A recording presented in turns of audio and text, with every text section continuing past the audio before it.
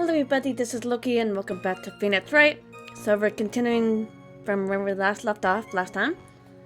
I finished my bath around 11. I thought I should return to the inner temple. And as I was walking back, I heard a noise from the courtyard and I took a look and ours was Mystic Elise. And with the sword of all things, Mystic Elise was staying in the corner room which faces into the courtyard. The stabbing I saw must have occurred after she pushed her out the window. How do you know she was pushed out the window? What if she took a beating? You saw a truly terrible sight, didn't you? If I was in your place, then it would be much more like Miss Von Karma whipping Edgeworth into two in court. And me seeing it all from this very chair. Well, something like that. The judge. His imagination is about vivid and creative as Detective Limshu. Yeah, actually true. Similar to Limshu. I will look like a fool if I commented such foolishness. Anyway, this case is mine, Miles Edgeworth. Calling everyone by their full name. Can't you do something about that habit of yours? Yeah, can you?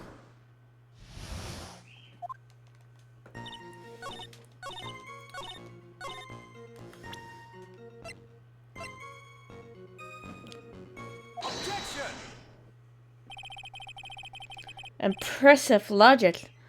That's what I like to say anyway. Oh, please do. My brain is something else, especially in winter. However, I think you are overlooking one thing. Miss Von Karma, would you be so kind as to take another look at the autopsy report? The autopsy report? The victim did fall from a height of 10 feet. However, this fall was after she was killed. That's right. It says after death right here. The scene the witness claimed to have seen is contradictory. After the defense stabbed and killed the victim there in the courtyard, how did the victim then go on to take a 10-foot fall? That's true. Order. The victim was killed and then fell. If that is the case, then the victim must have been killed in her room. Don't you agree? That is the logical conclusion. Yes, that's right. The victim must have been stabbed by the defendant in her room. Then she was thrown out of her window down to the courtyard below. Were there any signs of struggle in Miss Elise's room?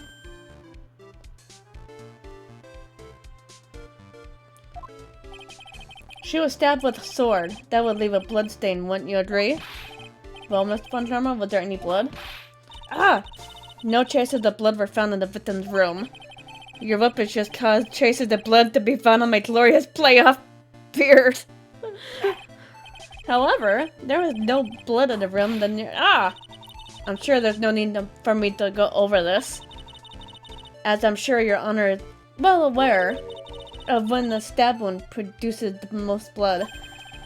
When it produces the most blood, very little blood is actually lost at the moment of a blade's insertion. If you want to talk about when the most blood would be lost from a body, that would be when the blade is removed. Indeed. With the weapon still in place, it acts like a lid on the wound. Yeah, that's true. True. With the weapon still in the body, there wouldn't be much bleeding. Yeah, because it acts like a barrier. Perfectly reasonable line of thinking. We come to a conclusion then. The victim was thrown out the window with the sword still in place. This removes all the contradictions. And she must have removed it when she fell out of there. Order! I must admit that this is the probable version of events. I expect no less from Vaziska Von Karma. She locates and takes control of every vital point. It seems that we need a clearer testimony for the witness. Remove all suspicion on your part and tell us only the facts, please. Witness, please. Remain standing on the crate. Don't go selling me short now. Now go selling me short. I'm just a little bean. The weight of winter snow has bent me out of shape. Especially my back and my mood. Sister, please, give us your testimony. I'll give you a vigorous massage when we're finished here. With the whip? Oh boy. Alright, alright.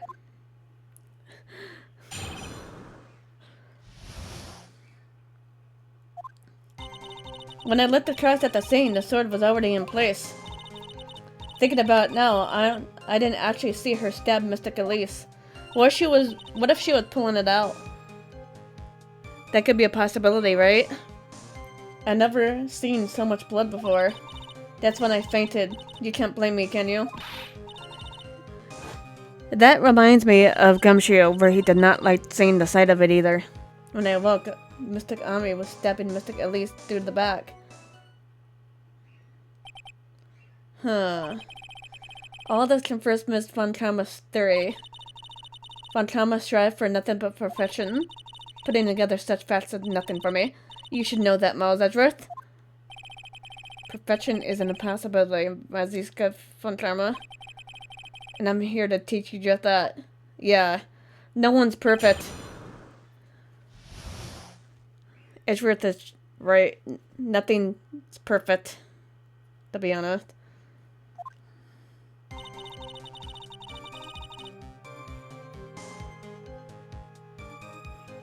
Okay, third. I have to press on the third statement. Hold it.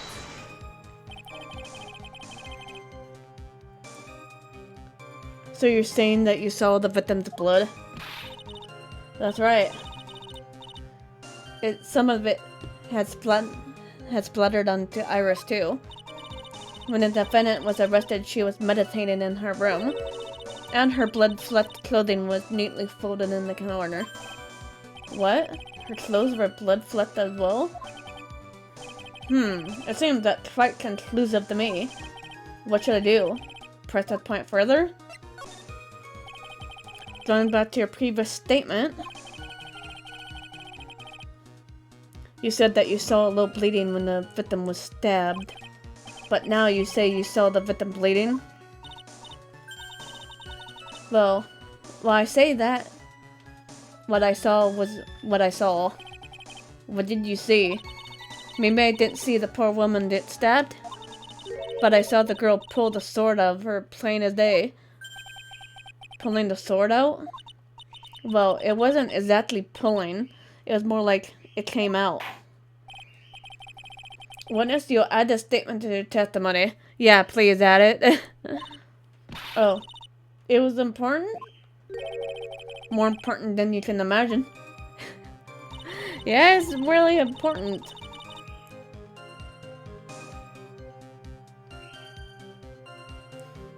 I'm gonna have to present this. Objection. Sister Bikini, you're a reliable witness. At least I'd like to think so. But there are too many contradictions here. What do you mean? You make it sound like as though I'm a liar. But you're a handsome young man, so I'll forgive you. What contradictions are you talking about? In the scene that the witness claimed to have seen, the weapon was thrusted up as its hilt into the victim.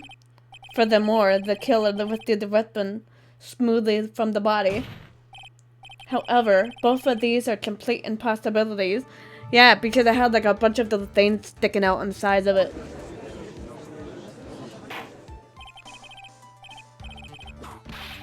Ah! Explain yourself.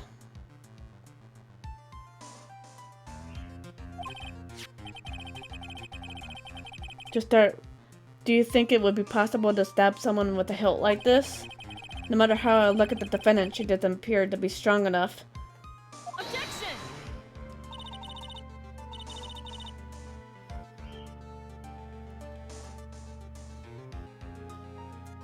Doesn't appear? What meaningless dribble? I too may appear to be weak and frail. but I can crush men under my heel and make them weak. So, should I choose? Objection stands. I wept a little about there, I must admit. Objection! That isn't the only issue here. If this sword is truly stepped into the body up to the hilt, well, just look at all the branches on it. Certainly won't come out smoothly. Yeah, that's true. That's exactly what I was saying. We also have a problem with the amount of bleeding.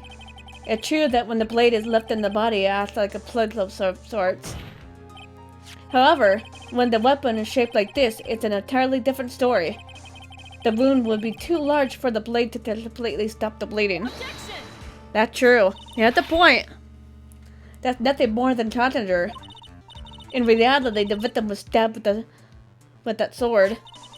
Even with a weapon of this nature, may still sometimes slide out smoothly and may still sometimes stop the blood loss. Objection! I think it's too thick of a thing, too thick of a sword to like stop it. There's still one more conclusive contradiction. You still got more? Duh. This one is simple. If this sword was really thrust in all the way to the hilt, why is there only blood at the tip of it? A good point. That's a very good point there, Edworth. Good point.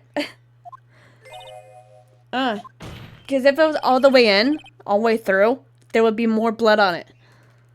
If this witness is telling the truth, then there should be blood on the entire length of the sword. Bingo!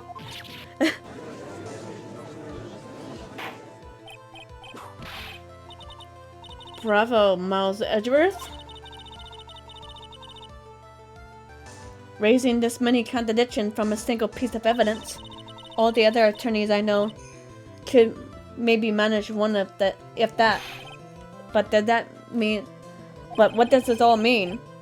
You have proven contradictions regarding the murder weapon, but...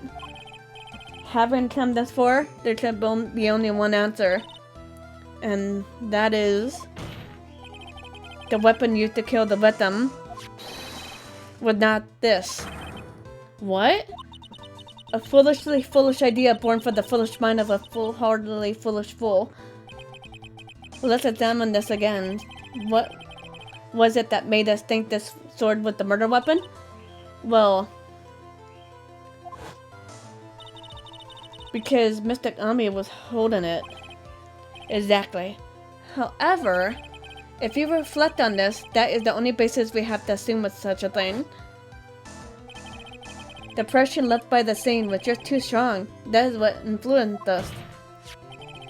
It influenced us to believe that this was the murder weapon. Yeah, because it was only in, like, at the base of it, like that outside of it. So maybe it was not the murder weapon.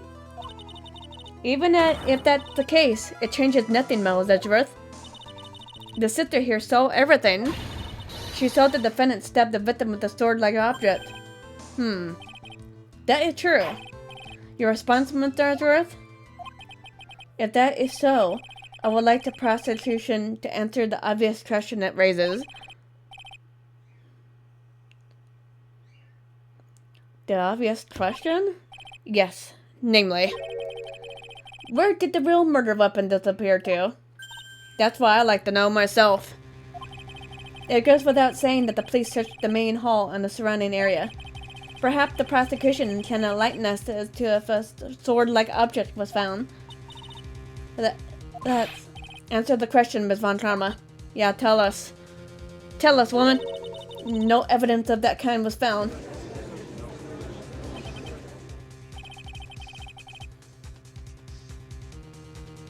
Another mystery to throw in the pile.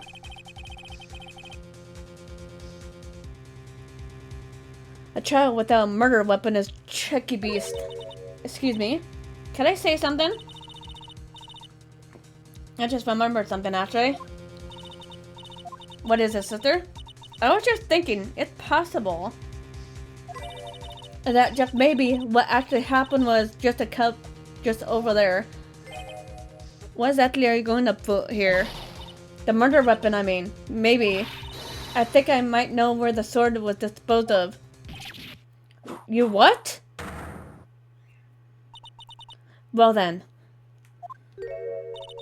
I think we need to hear the testimony from you one more time, sister. Impossible! What else? What else could this old woman have seen? Yeah, what else had those eyes seen? Have seen? I saw the murder around 11 p.m. and after asking what it be reported, I went out the main gate. And there I saw tracks. Tracks that indicated the snowmobile had been used. And it takes 15 minutes to walk to Dusky Bridge, but less than 5 than using one of those. Maybe they threw the weapon into Eagle River and came back while I was knocked out? Iris could have done that. She can drive snowmobile after all. Witness, please tell us everything you know right away next time. Well, I'm not in the best of shape. With my back and my age, you know. Quiet. There were indeed snowmobile tracks in front of the main gate. Here's a photograph. Snowmobile, I see. Well, certainly is an interesting theory. The tracks begin in front of Hazakir Temple and run all the way to Dusky Bridge.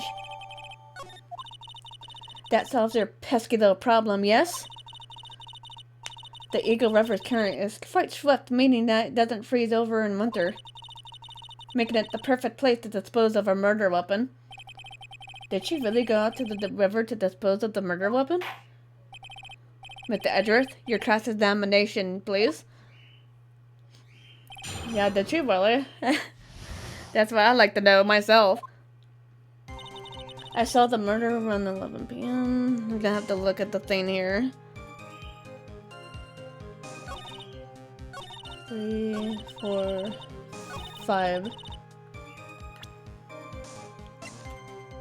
Objection!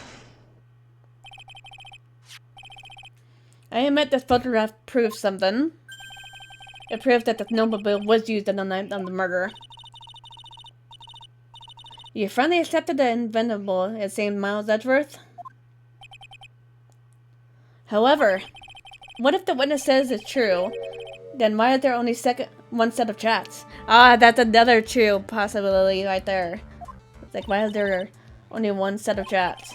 Iris left Hazliger Temple, threw the weapon into the river, and then returned.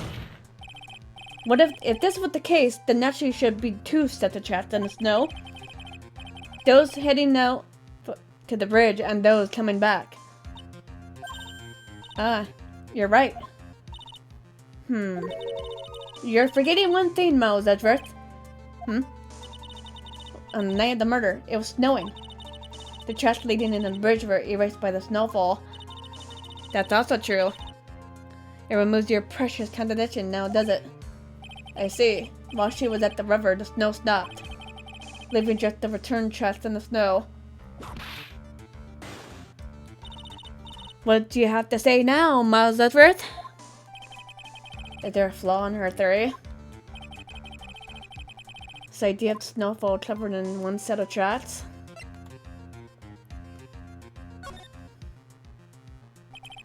The tracks to the river are covered by snow. What a nice theory. However, Miss Von Karma, that is impossible. Would you care to explain why there is a rude and death finger currently pointed by general direction? No need. The evidence will do all of the talking for me. On the night of the murder, the killer went to and returned from Dusky Bridge. In order to dispose of the murder weapon, the ongoing tracks were erased by snow, or so claimed Miss Von Karma. Mr. Edgeworth, present your evidence to the contrary, eh? Evidence that the ongoing tracks were not covered by snow. I'd go ahead, present the weather data. Take that! Witness, please tell us again what time was it when you witnessed the crime? Like I said, it was around 11. Of course, this means that the weapon was thrown away after that time, correct? On that note, please take a look at this data. It's the weather report for Eagle Mountain on the night of the murder. The weather report. Snow started to fall at 7 p.m. but stopped around 10:50. Therefore, when the sister witnessed the crime at 11 p.m., the snow had already stopped falling. It is impossible for any tracks made after that time to have been covered up. That's true. The point. Order! Order! Very well then. It looks like Miss Fontana's claim has been snowed in. Good one. Ah! It's too soon to be closing a trial due to snow. Mouse Edric, how pathetic of you to rely on the weather of all things. Answer me this then. When is a weather report ever correct? Ah, no, you got it all wrong. This isn't a forecast, this is the actual data. Ah! Forecast, data, all reports have some inaccuracies. You know what, I have to agree with her on this one. Because I remember sometimes the weather app on my phone would say it would be raining, and half the time it doesn't do that. It doesn't rain. So it's like sometimes inaccurate. It may still have been snowing in the vicinity well past 11 p.m. It's true, we cannot be totally sure, eh? What? How did she pull that off? It had stopped snowing at Hazakar Temple when the murder took place. You need to provide conclusive evidence of this. I've come this far. There's no turning back now. Very well. I too cannot allow any doubt to remain concerning this testimony. You can't let back down, can you, such a perfectionist, Miles Edgeworth? Very well then, Mr. Edgeworth. Where is your evidence that I have already stopped snowing when the victim was killed? Where's the crime photo? Here we go. Ultimately, it all comes down to one point. That being, whether or not it was snowing in the courtyard when the victim was stabbed. That's right, but proving that is incredibly easy. If we want to know whether it was snowing or not, this photo will tell us everything. Of course, I am referring to this photo of the crime scene. As you can see, everything is covered with snow, with just one exception, and that is the snow is not directly on her. Why is there no snow on top of her? There we go. The answer is simple. It had stopped snowing when she was killed, that's why. In other words, if the killer really did go to the Eagle River and dispose of the murder weapon, then this photograph, there should be 2 sets of tracks. Yeah, that's true. There could have been 2. Order. Ah! Just what are you suggesting, Miles Edgeworth? To be honest, I'm not entirely sure myself, but this is simply what all of the facts point to. That night, someone used a snowmobile to leave Hazakar Temple. From the tracks left, it could be understood that they were headed for Dusky Bridge. At that time, it was still snowing. Of course it was, because those tracks were erased by snow. And then this person returned to Hazakar Temple. The snow had stopped. Thus, the return tracks remained.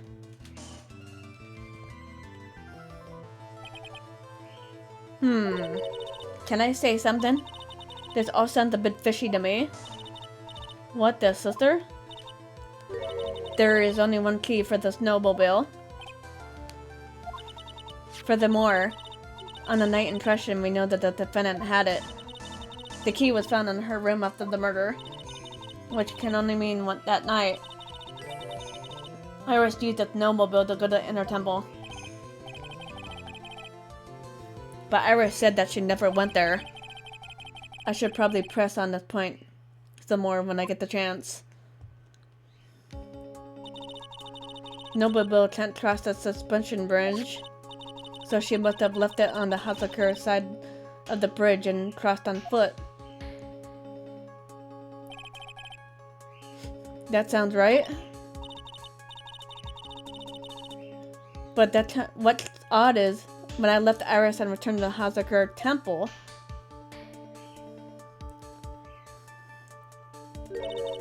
I didn't see anything near Dusky Bridge. Oh man. You must have just failed to see it, sister. Maybe, but when I made it back to Hazakura temple, it was there by the main gate. The snowmobile, I mean. I know what I saw. It was covered in snow too. But that isn't possible. It was a good theory though. Order in the court. What does all mean? Ugh. So then what was the snowmobile used for? It wasn't taken by the defendant when she went to the inner temple. If it had been, then the witness couldn't possibly have seen it behind the gate. Furthermore, it wasn't used by the killer to dispose of the murder weapon. If it was the case, there should be two sets of chests in this photo. All we know is this. After it stopped snowing, someone used a snowmobile to return to Hazakura temple. I never thought a simple snowmobile could cause so much trouble. I think we learned all we can from this witness. Yes, I have nothing more to add. I told you everything that I know. But then, that still leaves us with the same problem. If only there was someone, a witness, who could testify to having seen the snowmobile. A witness, Was there no one out there? Out walking, perhaps, near Dusky Bridge on that night? I don't think that's likely. It was cold enough to freeze your ears off. True. Only an idiot would go out wandering on that. Unless they had something really important to do. That's a shame. Hold on. Something is coming to me. An idiot may well have been gone wandering out in that subarctic night. Your Honor, actually there just might be one individual who may be of help to us. Really? You know of someone who might have seen the snowmobile on the night of the murder? I don't know for sure if he saw it or not, but there are two things about him that do come to mind, which are, first, he saw something incredible on the night of the murder, and the second being, this individual that I'm thinking of went wandering outside on that cold night. In other words, he is our kind of idiot. He's our kind of doofus.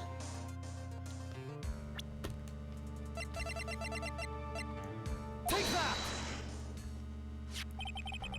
This guy must have been a product of Jean-Luc de la Lute's guide of obnoxious French painting. This is Larry Butts, a disciple of the victim, Elise. Her student? Interesting. And why is he wandering about on this night of the murder?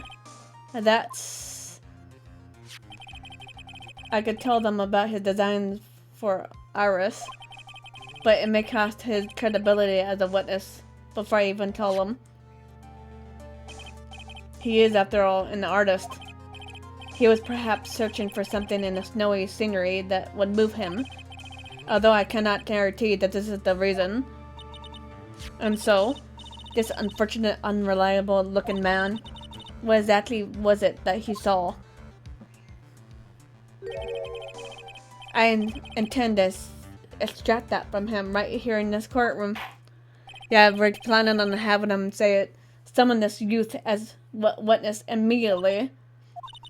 I have no choice, do I? I believe he is in the gallery. In the gallery for the trial. It will not take long to summon him. Very well, Larry. You may have escaped me yesterday, but today I'm gonna get everything out of you. Yeah, time to get answers. Answers from Larry. The court will now adjourn for a 20-minute break. Miss Von Karma, please see to preparing the next witness. Understood, Your Honor? Good. Well then, court is now in recess. Alright, that's it for this one, this part of it at least. So I'm gonna go ahead and call it here for now. If you guys enjoyed the video, feel free to hit that like button below. And subscribe if you haven't already. See you guys later. Bye guys.